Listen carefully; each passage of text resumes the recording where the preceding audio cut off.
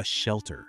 Fluorescent lights humming overhead, the smell of concrete and disinfectant hanging in the air like something that never quite leaves. You walk down the row of kennels.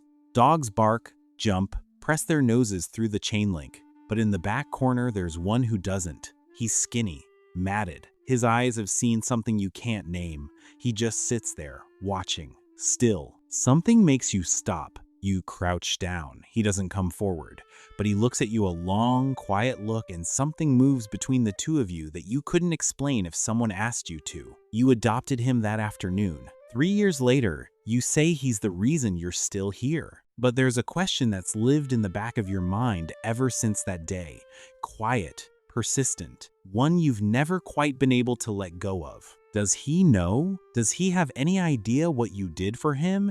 And what, without meaning to, he did for you? Most people would say no. And honestly, it's a reasonable position.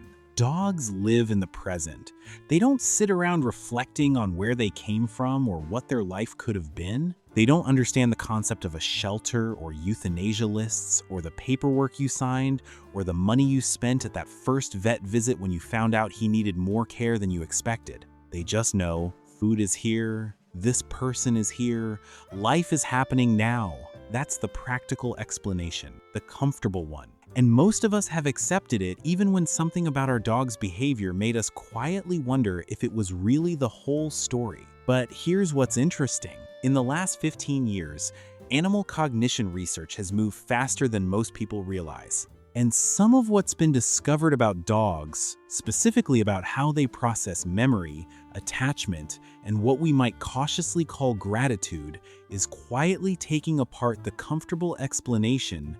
It turns out the question isn't as simple as we thought, and the answer, when you hear it, might reframe something you felt about your dog for years but never quite had the words for. Let's start with memory, because this is where things get surprising. Dogs have what researchers call episodic-like memory, not just conditioned responses or learned routines, but the ability to recall specific past events.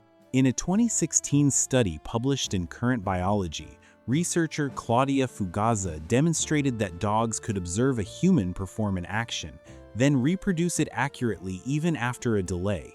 They weren't just reacting, they were remembering. And when it comes to the people in their lives, the memory runs even deeper. Neuroscientist Gregory Burns and his team at Emory University spent years scanning dog brains using MRI technology.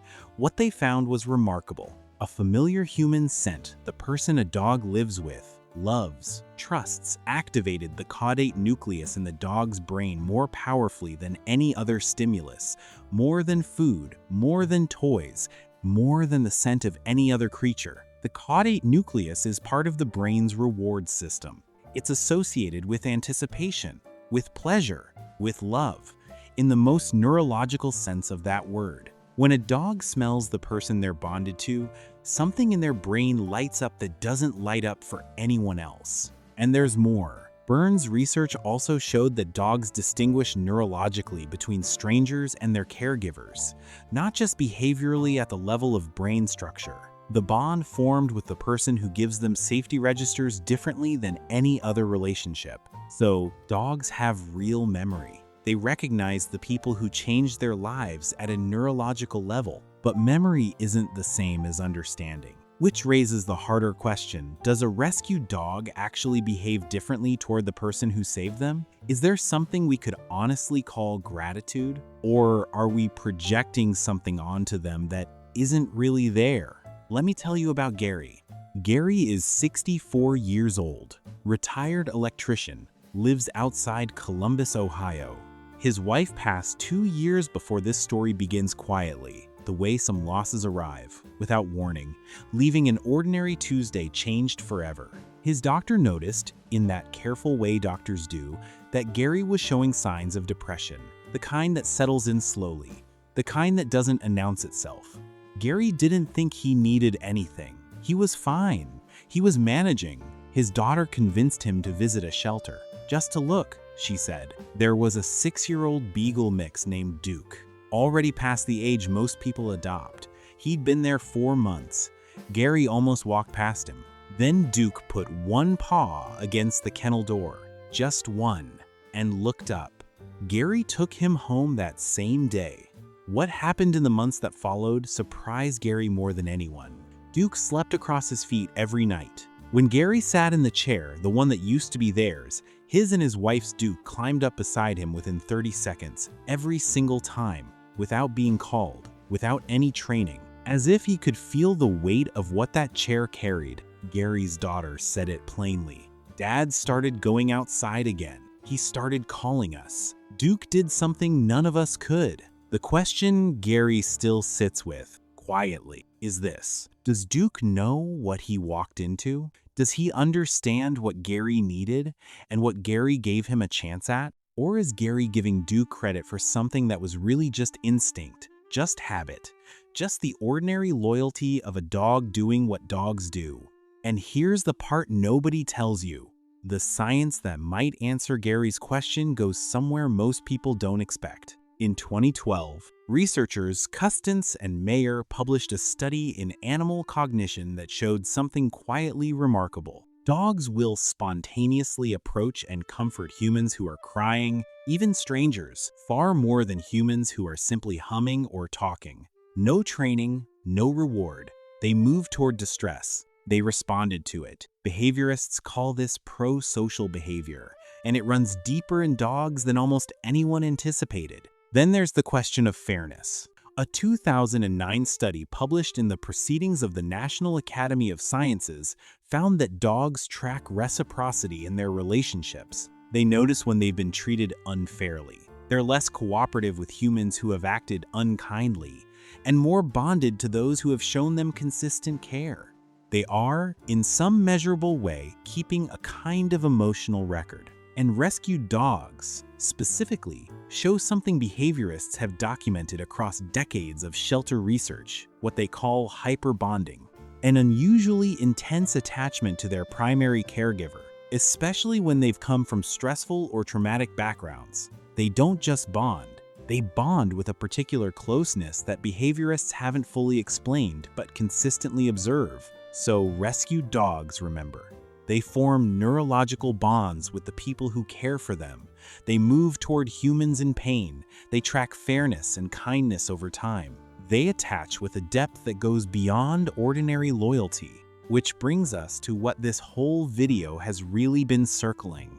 Not just, do they understand that you saved them? But what if, this entire time, you've been thinking about this in the wrong direction? Here's what psychologists who study the human-animal bond have found, and it's something shelter workers have known quietly for a long time. When people rescue dogs, they tend to describe it as an act of charity. I gave this dog a chance. I saved this animal's life. And that's true, but the data on what happens after adoption tells a more complicated story. People who adopt dogs, especially from shelters, especially older dogs, especially the ones who seemed hardest to place, report measurable improvements in depression, in loneliness, in physical health, in sense of purpose. Not because their circumstances changed, not because they sought out help, because a dog came home with them and something shifted. Gary is not unusual. Gary is the pattern. So here is the question worth sitting with. Slowly, when you walked into that shelter and chose that dog, who exactly was saving whom? Do dogs understand when we save them? Here is what the science points to, and it's more layered than yes or no. They don't understand it the way you'd explain it to a child. They don't know what a shelter is, or what the alternative was, or how much you gave up, or how many times you worried in those first weeks that you'd done the right thing. But they know you. They know your scent with a precision that time doesn't erode. They know the specific weight of your presence in a room, the way the air changes when you walk in. They know the difference between you and every other person on Earth, not as a conscious thought, but as something registered deep in the reward center of their brain, in the same structures that process safety and home and belonging. And somewhere, in whatever a dog understands about the world, they know that before you, there was something else, something harder, something that didn't feel like this. They can't tell you that, they don't have the words, but watch what they do. The way they find you in every room, the way they stay close when you're quiet, the way they press against you when something in the world gets heavy, yours or theirs. That's not random. That's not conditioning. That is a creature who, in every way their biology allows, is saying, I know what this is. I know what you are to me. And here is the part that might stay with you. They have been trying to return it every day in the only language available to them. Every time they came to you in a still moment. Every time they laid their head in your lap without being asked. Every time they made you laugh when you had forgotten, just for a moment that you could. You thought you were the one doing the saving. You were both saving each other. From the very first day, the dog sleeping at your feet right now or the one you lost and still carry knew something about you that maybe you didn't fully know about yourself, that you were worth staying close to, worth watching over, worth coming back to every single time. You gave them a life. They gave you something back that doesn't have a clinical name, something that arrived quietly, without ceremony, and simply stayed. That's the thing about rescue. It almost never runs in just one direction. Did you rescue your dog? Or did your dog rescue you? Leave a comment below. I think you already know your answer. And if this made you think of someone who has loved a rescue dog and needs to hear this today, share it with them.